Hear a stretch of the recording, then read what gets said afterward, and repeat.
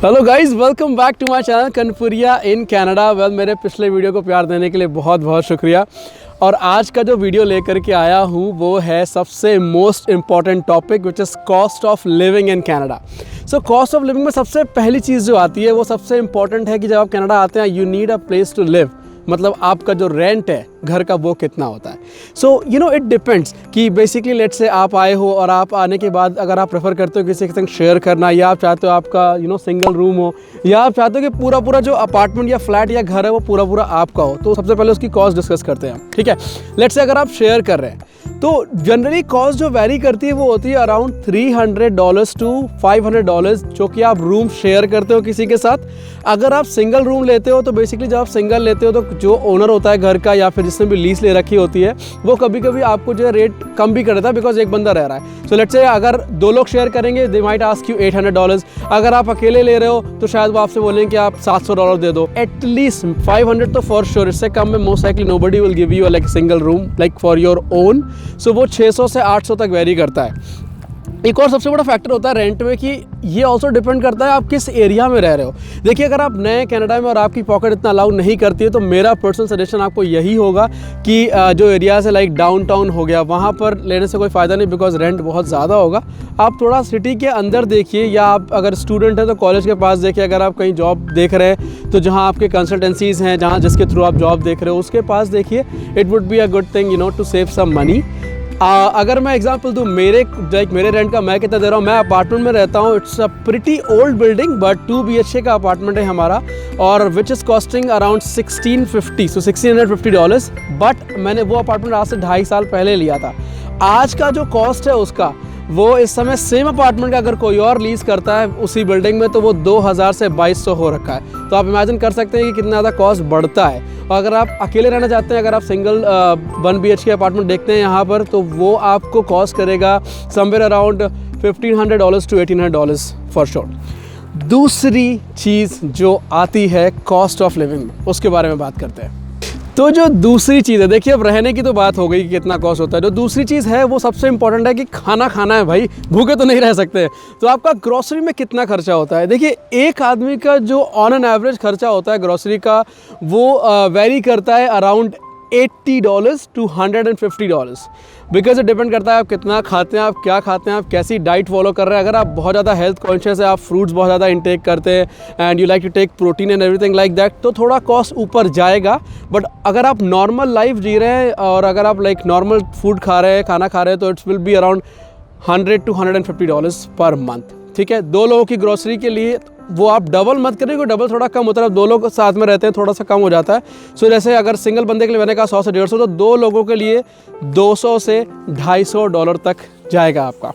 Okay, अब हम बात करेंगे जो सबसे इम्पॉर्टेंट चीज़ है वो है तीसरी चीज़। वो तीसरी चीज़ क्या है कि भाई अब रेंट का पता हो गया, खाने का पता हो गया, अब अगर कहीं जाना है तो कम्यूट कैसे करना है।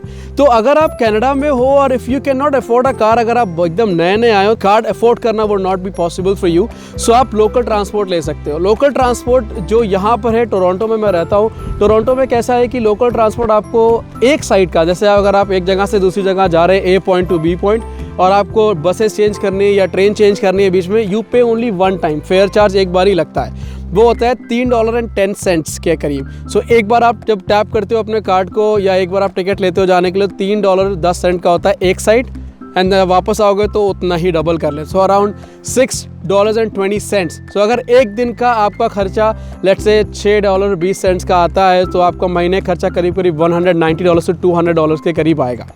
और अगर आप बस पास लेते हैं तो स्टूडेंट्स का थोड़ा कम होता है, एडल्ट्स का थोड़ा सा ज़्यादा होता है। तो बस पास का जो कॉस्ट है वो वेरी करता है $130 to $165 per month, which actually helps you to save a lot of money. But अगर आप कार लेते हो, सो कार आप डिपेंड करता है कितनी महंगी ले रहे हो। तो देखिए फॉर श्योर अगर आप बहुत बड़ी कार ले रहे हो, महंगी कार ले रहे हो, तो उसका जो महीने की जो किस्तें इंस्टॉलमेंट जाती हैं दैट वेरीज अराउंड 150 से लेकर के $300-400 की भी होती हैं।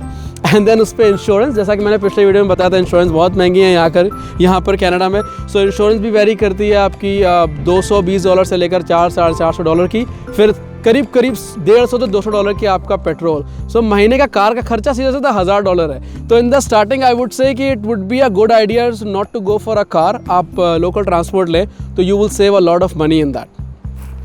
अब बात करते हैं चौथी चीज़ की। तो अब जो चौथी चीज़ है वो है सबसे इम्पॉर्टेंट भी इसलिए क्योंकि उसके बिना रहना बहुत मुश्किल है, वो आपके मोबाइल फ़ोन का जो बिल होता है वो कितना होता है। सो जब आप नए नए कनाडा आते हैं, अगर आप अपना फ़ोन लेकर के आ रहे हैं अपने साथ, तो मैं प्रेफर करूँगा कि आप सिर्फ एक सिम कार्ड खरीदें। एंड द बेटर आइडिया और the best idea would be to get a prepaid card, क्योंकि वो थोड़े से सस्ते होते हैं।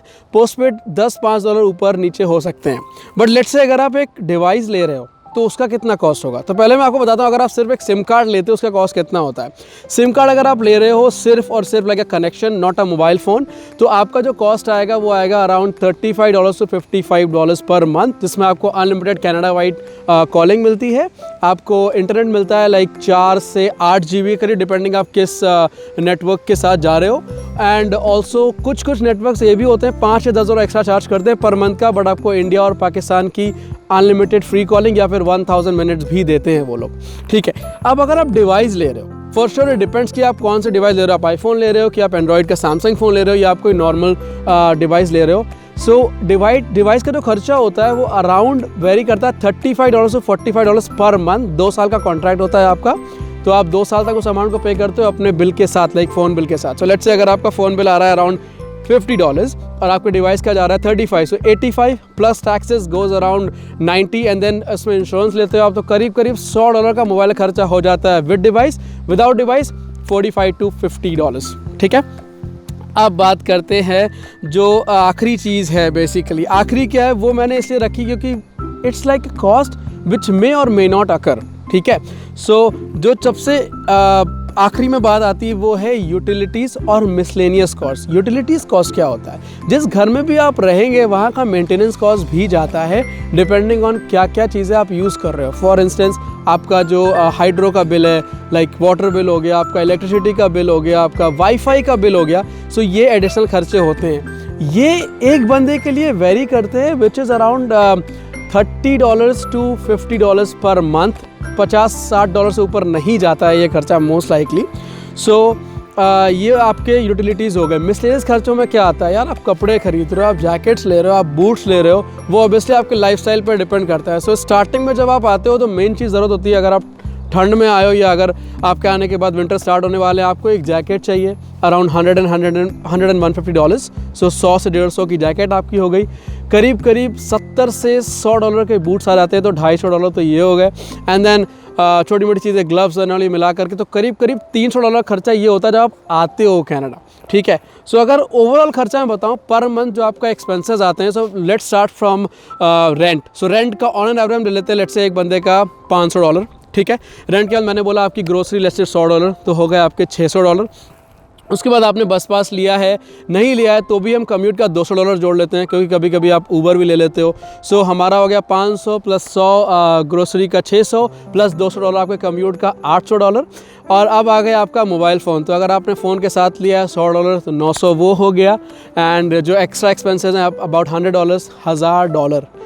और ऑन एन एवरेज सारे खर्चे मिला के इधर उधर के आप कभी कुछ ख़रीदते हो या कहीं बाहर चले गए कुछ खाने के लिए, ऑब्वियसली उसका खर्चा अलग होता है। सो $1000 से $1200 का पर मंथ का खर्चा एक अच्छी लाइफस्टाइल, एक normal on an average lifestyle जीने के लिए यहाँ पर होता है।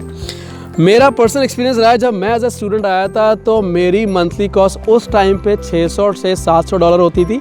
एंड फिर बढ़ते बढ़ते बढ़ते वो 1000 तक चली गई। इसलिए चली गई क्योंकि हमने घर चेंज करा, खर्चे बढ़ गए and everything like that. But अगर आप नए हो कनाडा में, सो ट्राई करो जितना आप सेव कर सकते हो उतना पैसा बचा सकते हो। तो आप ये ट्राई करना कि जब आप रेंट लो तो सस्ता घर लो। ऐसा भी नहीं कि एकदम बेकार घर लो, अच्छा घर ले सकते हो, बट लोकेशन थोड़ी सी आप अगर सिटी में लोगे अंदर की तरफ थोड़ा सस्ता पड़ेगा, instead of going towards down town और एकदम जो पॉश एरियाज़ या क्रीम एरियाज़ जो होते हैं वहाँ जाने से अच्छा है। आगे और भी बहुत सारे वीडियोस बनाऊंगा इन चीज़ों से रिलेटेड कि आप कैसे पैसे बचा सकते हैं, आप कहाँ पर क्या खर्च कर सकते हैं या आपको कैसे मैनेज करना है एक्सपेंसेस। स्टे ट्यून, मेरे साथ बने रहिए, मेरे वीडियोस देखते रहिए, अपना प्यार ऐसे ही देते रहिए और प्लीज़ लाइक करो, सब्सक्राइब करो, शेयर करो मेरे चैनल को। ये बहुत बहुत बहुत ज़्यादा ज़रूरी है क्योंकि आपका साथ रहेगा तभी मेरा चैनल ट्रेंडिंग होगा और भी बहुत सारे वीडियोज़ लेके आता रहूँगा। Thank you very much for watching my videos and take care of yourself. Have a good day. Thank you.